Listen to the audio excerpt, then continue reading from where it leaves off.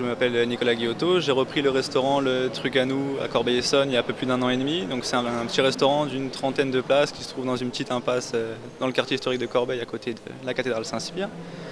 Donc j'essaye de faire une cuisine familiale que les gens qui viennent manger, souvent c'est le midi, c'est des gens qui travaillent, qui n'ont pas beaucoup de temps, qui puissent se détendre, avoir l'impression de sortir un peu de Corbeil-Essonnes, de ne pas être en ville. On a la chance d'être dans une toute petite impasse qui fait plus penser à une ruelle du Midi qu'à un centre de ville de banlieue parisienne. Le prix ce soir, pour moi, je suis très heureux ce soir de l'avoir eu. La reprise du restaurant, ça s'est fait un peu par hasard. Moi, j'ai appris la cuisine, ça fait peut-être un peu cliché, mais avec ma grand-mère.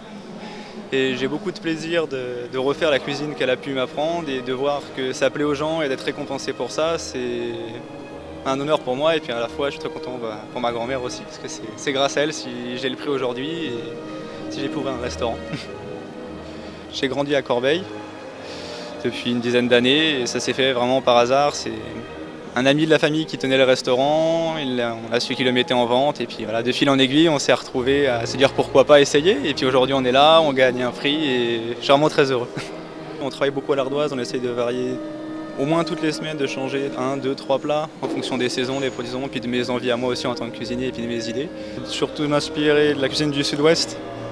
J'ai beaucoup de famille là-bas, j'ai grandi là-bas, donc ça va être beaucoup de viande limousine, du magret de canard, sauce au miel, de la confiture d'oignon, du foie gras au pain d'épices. J'essaie de revisiter des plats simples, mais en apportant une petite touche personnelle et que les gens se retrouvent de façon conviviale et puis autour d'un repas sympathique sans trop se ruiner non plus. Au niveau des desserts, donc tous les desserts, moi je me force à faire tous mes desserts maison. Je fais de la tarte au citron meringuée, des tartes tatin avec une crème au caramel beurre salé. En fonction des saisons, quand c'est la saison des fruits rouges, ça va être des bavarois aux fruits rouges, aux framboises, des moelleux à la crème de marron l'hiver. J'ai toujours aimé faire la cuisine déjà, comme je vous disais tout à l'heure, de façon familiale. Et puis là, ça s'est fait. Et j'ai toujours aimé faire la cuisine. J'ai toujours fait la cuisine chez moi pour les repas de famille, pour les anniversaires. Et puis, je me suis dit, pourquoi pas essayer d'en faire profiter un plus grand nombre. Et puis l'occasion s'est présentée de reprendre le restaurant. Alors, je me suis lancé. Et puis